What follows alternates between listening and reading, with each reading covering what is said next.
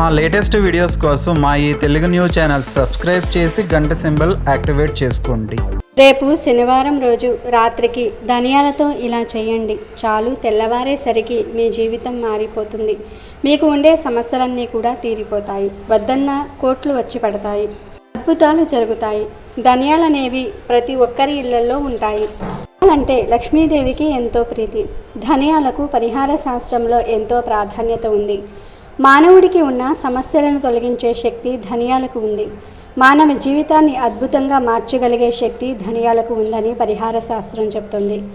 జాతక దోషాలు ఉన్నవారు, కష్టాలు ఉన్నవారు, సమస్యలు ఉన్నవారు, ధనం చేతిలో నిలవట్లేదని బాధపడేవారు, ఇలా ఎటువంటి సమస్యలు ఉన్నవారైనా సరే ఈ పరిహారం చేసుకోవచ్చు. శని నీచ స్థానంలో ఉన్నవారు, శని భగవానుడి అనుగ్రహం కావాలని కోరుకునేవారు, గురుగ్రహ అనుగ్రహం కావాలని కోరుకునేవారు, పెళ్ళిళ్ళు జరగట్లేదని దిగులు పడేవారు, పెళ్లి సంబంధాలు కుదరట్లేదని బాధపడేవారు, ఇలా మీకు వీటిల్లో ఏ సమస్య ఉన్నా సరే ఆ సమస్య నుండి బయటపడటం కోసం ఈ పరిహారం చేసుకోవచ్చు. ఎవరు ఈ పరిహారాన్ని చేసినా అద్భుతమైన ఫలితాలు వస్తాయి. లక్ష్మీదేవి అనుగ్రహం లభిస్తుంది, ధనలాభం కలుగుతుంది. మరి ఇంతకీ శనివారం రోజు రాత్రి ధనియాలతో ఏం చేయాలి అనే విషయాన్ని ఇప్పుడు మనం ఈ వీడియోలో వివరంగా తెలుసుకుందాము. అంతకన్నా ముందు దేవుడు మనకు ఏ రూపంలో కనిపిస్తాడో తెలిపే పవిత్ర కథను విందాం. ఫ్రెండ్స్, అంతకన్నా ముందు కామెంట్ బాక్స్లో ఓం నమో వెంకటేశాయ అని కామెంట్ బాక్స్లో కామెంట్ చేయండి. అలాగే ఈ వీడియోకి ఒక లైక్ కొట్టి మా ఛానల్ని సబ్స్క్రైబ్ చేసుకోవటం మర్చిపోవద్దు. పూర్వం ఒక అవ్వ ఉండేది. ఆ అవ్వ ఎప్పుడు కూర్చున్నా సరే, వంగున్నా సరే, పైకి లేచినా సరే నారాయణ నారాయణ అంటూ ఉండేది. ఆమె మనవడి పేరు విష్ణువు. ఒకసారి విష్ణు అవ్వతో, ఎందుకవ్వా నువ్వు ఎప్పుడు నారాయణ నారాయణ అంటూ ఉంటావు? ఆ నారాయణ్ణి ఓసారి నాకు కూడా చూపించు అని అడిగాడు. అప్పుడు అవ్వ, నారాయణుడు ఉన్నాడు, కానీ ఆయన మనకు కనిపించడురా నాయన అని చెప్పింది. అదేంటవ్వా, దేవుడున్నాడు అంటావు, కానీ కనిపించడు అంటావు నువ్వే. ఉన్నవాడు కనిపించాలిగా మరి. ఏమో, నేను మాత్రం దేవుణ్ణి చూడాల్సిందే. రేపు నన్ను తొందరగా నిద్రలేపు. ఇక్కడ కనపడని దేవుడు మరెక్కడైనా కనిపిస్తాడేమో చూసి వస్తాను నేను అని చెప్పి పడుకున్నాడు విష్ణు. మరుసటి రోజు ప్రొద్దున్నే అవ్వ విష్ణువును లేపగానే వాడు లేచి దేవుణ్ణి వెతుక్కుంటూ నిజంగానే అడవిలోనికి బయలుదేరాడు. నడిచి నడిచి కొంతకాలానికి అడవిని దాటి ఒక రాజ్యం చేరుకున్నాడు. అక్కడి రాజుగారింటికి వెళ్ళి, రాజాగారు, నేను నారాయణ దగ్గరకు వెళ్తున్నాను. మీకేదైనా సమస్య ఉంటే నాతో చెప్పండి, దానికి పరిష్కారం కనుగొని వస్తాను నేను అన్నాడు. ఆ పట్టలకు రాజుగారు, చూడు బాబు, నేను చాలా సంవత్సరాల క్రితమే ఒక చెరువును తవ్వించాను. నీటితో నిండి 10 మందికి ఉపయోగపడాల్సిన ఆ చెరువు ప్రతి సంవత్సరము తెగిపోయి నిరుపయోగం అయిపోతున్నది. ఎన్నిసార్లు మరమ్మతులు చేయించినా ఫలితం లేకుండా పోతున్నది. ఎందుకలా అవుతుందో అర్థం కావటం లేదు. అదేం చేస్తే బాగుపడుతుందో నారాయణ్ణి అడిగి తెలుసుకురా అని చెప్పాడు. సరే అని విష్ణు ముందుకు సాగిపోయాడు. అలా వెళ్తున్న విష్ణువుకు దారిలో ఒక పెద్ద పాము కనపడింది. బాబు, నువ్వు నారాయణుడి దగ్గరికి వెళ్తున్నావని తెలిసింది. చాలా కాలం నుండి నా తల మీద ఒక పుండు ఉన్నది. అది ఎంతకీ నయం అవ్వటం లేదు. అది బాగవ్వాలంటే ఏం చేయాలో కాస్త కనుక్కొని రావా అని విష్ణువును అడిగింది. ఓ సర్లే, దాందేముంది, తప్పకుండా కనుక్కొని వస్తాను అని ముందుకు సాగాడు విష్ణు. అలా చాలా దూరం నడిచిన తర్వాత విశ్రాంతి తీసుకుందామనుకుని విష్ణు ఒక చెట్టు కింద ఆగాడు. అది మామిడికాయ చెట్టు. ఆ చెట్టు నిండా నోరూరించే మామిడి పళ్ళు ఉన్నాయి. ఒక పండు తిందాం అనుకుని విష్ణు ఒక పండును కోసి రుచి చూశాడు. కానీ ఆ పండు చేదుగా ఉన్నది. మరో పండును కోసి చూస్తే అది కూడా చేదే. ఏమిటిది, మామిడి పండ్లు చేదుగా ఉంటాయా అని పైకి గట్టిగా అన్నాడు విష్ణు. అప్పుడు ఆ మామిడి చెట్టు విష్ణుతో ఇలా మాట్లాడింది. చూడు బాబు, నువ్వు నారాయణ స్వామి దగ్గరకు వెళ్తున్నావని తెలిసింది. నాకు సాయం చేసి పెట్టు.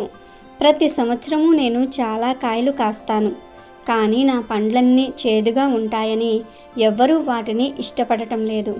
ఏం చేస్తే నా బాధ తీరుతుందో ఆ స్వామిని కాస్త అడిగిరా బాబు అన్నది ఆ చెట్టు. సరే, అలాగే అడుగుతాను అని విష్ణు ముందుకు సాగాడు. ఇంకొంత ముందుకు పోయాక అతనికి విరగబూసిన మల్లె చెట్టు ఒకటి కనిపించింది. ఎంత అందంగా ఉన్నది ఈ మల్లె చెట్టు! అని దాని దగ్గరకు వెళ్ళాడు విష్ణు. అంతలో ఆ మల్లె చెట్టు ఇలా అన్నది, బాబు, నేను ఇన్ని పూలు పూస్తాను కదా, ఎవ్వరూ నా పూల కోసం రావటమే లేదు. ఈ ఒంటరితనాన్ని భరించలేకపోతున్నాను.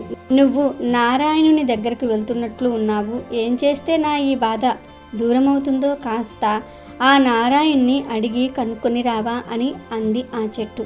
ఆ మల్లె చెట్టు చెప్పింది. విష్ణు అందుకొప్పుకొని ముందుకు నడిచాడు. ఆ తర్వాత అతను నారాయణ నారాయణ అనుకుంటూ ముందుకు సాగాడు. ఎంతో అలసిపోయాడు, కానీ తన ప్రయత్నాన్ని మాత్రం వదలటం లేదు, వెనుకడుగు వెయ్యటం లేదు. అలా పోతున్న విష్ణువుకు ఒకనాడు ఒక ముసలి ఆయన కనిపించాడు.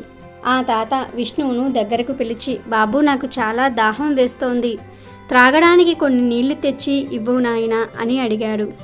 సరే అని విష్ణువు నీళ్ల కోసం వెతికాడు.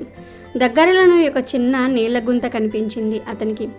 కానీ నీళ్లను తీసుకెళ్లేందుకు పాత్రేమీ లేదు.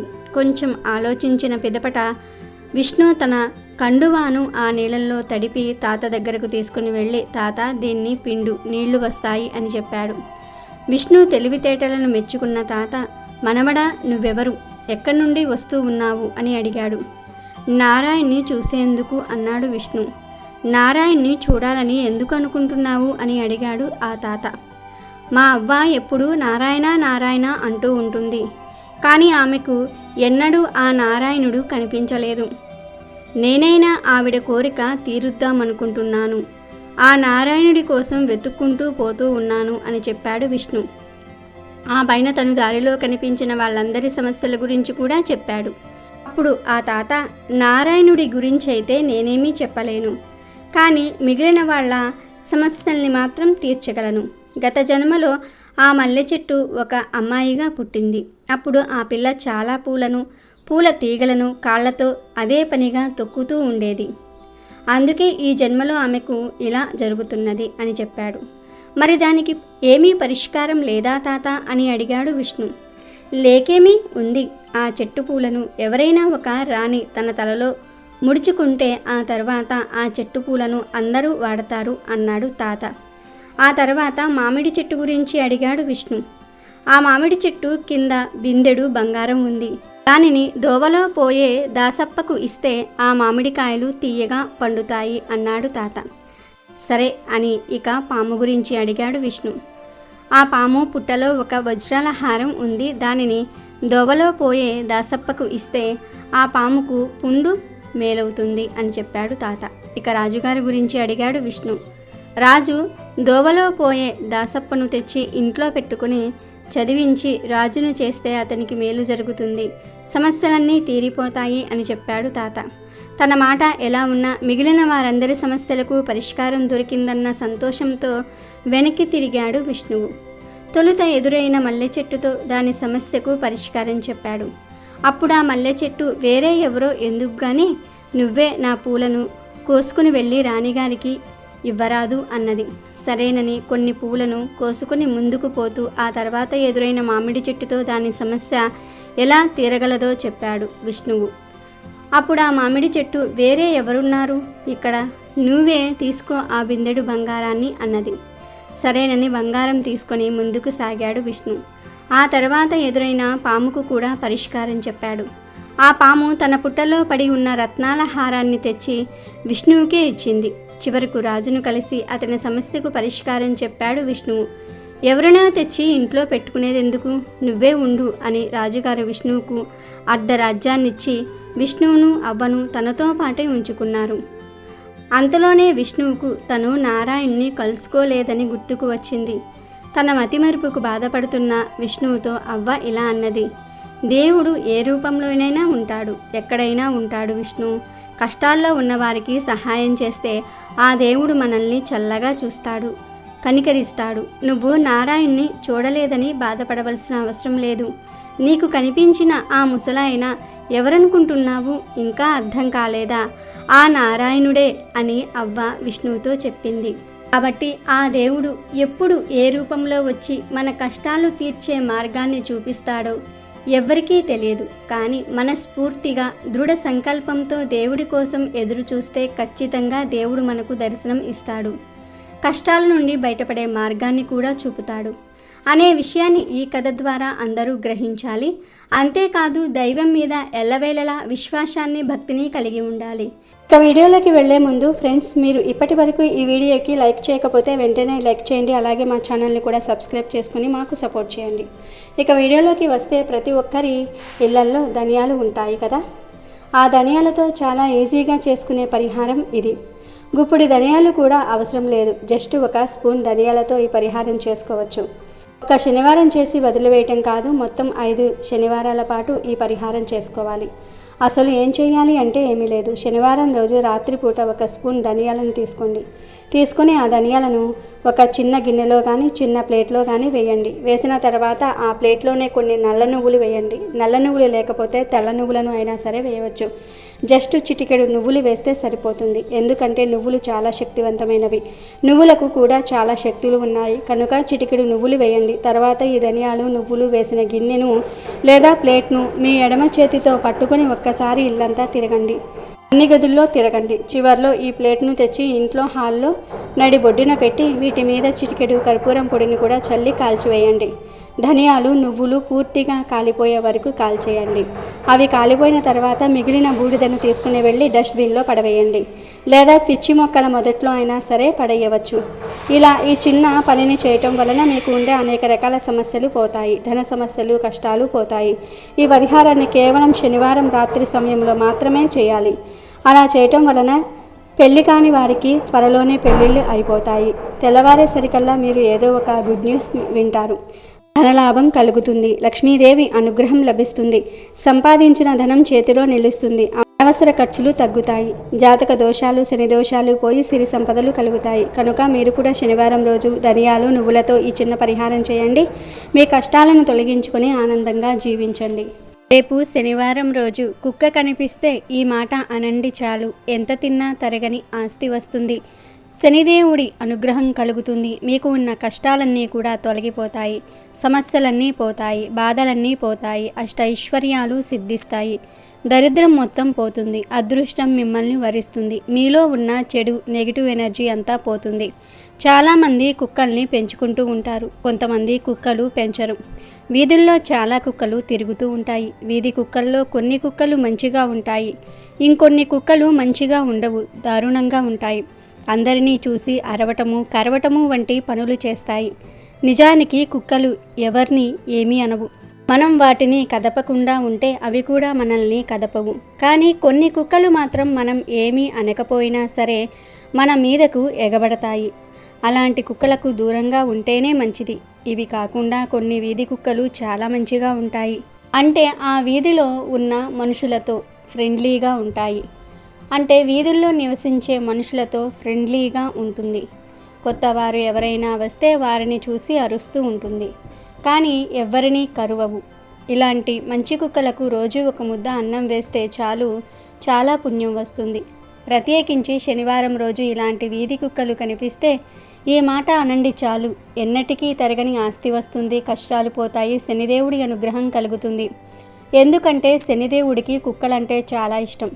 కుక్కలను లేదా ఇతర మూగ జీవాలను అనవసరంగా హింసిస్తే శనిదేవుడి ఆగ్రహానికి గురి అవుతారు. అంతేకాదు కుక్క కాలభైరవుడి వాహనం గనుక శనివారం రోజు కుక్క కనిపిస్తే ఈ మాట అనండి. మరి ఇంతకీ శనివారం రోజు కుక్క కనిపిస్తే ఏం చేయాలి అనే విషయాన్ని ఇప్పుడు మనం ఈ వీడియోలో వివరంగా తెలుసుకుందాం.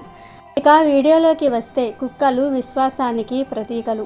ముఖ్యంగా వీధి కుక్కలలో శనిదేవుడు, కాలభైరవుడు నివాసం ఉంటారు. కనుక వీధి కుక్కలను అనవసరంగా కొట్టకూడదు.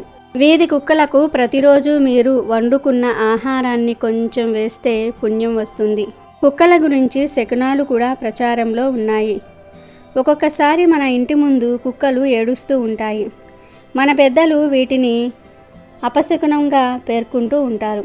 వీధుల్లో కుక్కలు ఏడుస్తున్నట్లుగా ఉంటే అది అపశకునం అని, చెడుకు సంకేతమని పెద్దలు చెప్తూ ఉన్నారు. మన ఇంటి బయట కుక్క ఏడుస్తూ కనిపిస్తే మన ఇంటికి ఒక పెద్ద సమస్య రాబోతుందని అర్థం. కుక్కల ఏడుపు నష్టాన్ని సూచిస్తుంది. కొన్ని సందర్భాల్లో మీ ఇంటి చుట్టూ దుష్ట శక్తులు ఉంటే కుక్కలు దానిని పసిగట్టి మొరగటం ప్రారంభిస్తాయి. మీ ఇంటి ముందు కానీ మీ ఇంటి దగ్గరలో కానీ కుక్క ఏడుస్తున్నప్పుడు ఓం నమః శివాయ అనే మంత్రాన్ని జపించండి. ఇలా చేస్తే మీకు రాబోయే రోజులలో ఏ దోషాలు ఉండవు. ప్రత్యేకించి శనివారం రోజు ఏ సమయంలో అయినా సరే, అంటే పగటిపూట కావచ్చు లేదా రాత్రిపూట కావచ్చు, మీకు శనివారం రోజు ఏ సమయంలో కుక్క కనిపించినా ఆ కుక్కను మీ ఇంటి ముందుకు పిలిచి కొంచెం అన్నంలో నూనెను కలపండి. తర్వాత ఆ అన్నంలో పెరుగును కానీ పాలను కానీ కూరను కానీ ఏదో ఒకటి కలిపి తర్వాత ఆ అన్నాన్ని కుక్కకు ఆహారంగా పెట్టండి. ముందైతే పొడి అన్నం తీసుకోండి. ఆ అన్నంలో నువ్వుల నూనె కలపండి. నువ్వుల నూనె లేకపోతే మీరు వంటకు వాడే నూనెను కలపండి. పామాయిల్, సన్ఫ్లవర్ ఆయిల్, ఇలా ఏదో ఒక ఆయిల్ 1 స్పూన్ కలపండి. ఈ నూనె కలిపిన అన్నంలో పాలు, పెరుగు, కూర ఇలా ఏది ఉంటే అది కలిపి ఆ అన్నాన్ని కుక్కకు పెట్టండి. కుక్క ఆ అన్నం తినే సమయంలో ఓం శం శనియే నమః అనే మంత్రాన్ని 3 సార్లు జపించండి. ఒక కుక్క వస్తే ఒక కుక్కకు అన్నాన్ని వేయండి. 3-4 కుక్కలు వస్తే వాటన్నిటికీ కలిపి అన్నాన్ని వేయండి. మంత్రాన్ని మాత్రం 3 సార్లు జపించండి. శనివారం రోజు కుక్క కనిపిస్తే ఈ చిన్న పని చేయటం వలన శనిదేవుడి అనుగ్రహం కలుగుతుంది. మీకు ఉన్న దోషాలు, కష్టాలు అన్నీ పోతాయి. మీ జీవితం అద్భుతంగా మారిపోతుంది. తరతరాలకు తరగని ఐశ్వర్యం వస్తుంది. మీకు అన్ని శుభాలే జరుగుతాయి. కనుక శనివారం రోజు మీకు కూడా కుక్క కనిపిస్తే ఈ చిన్న పనిని చేసి మంచి శుభ ఫలితాలను పొందండి. అమెజాన్లో బెస్ట్ డిస్కౌంట్స్ కోసం వీడియో డిస్క్రిప్షన్లో లింకు ఉంది, చూడండి. అలాగే మా టెలిగ్రామ్ ఛానల్ సబ్స్క్రైబ్ చేసుకోండి.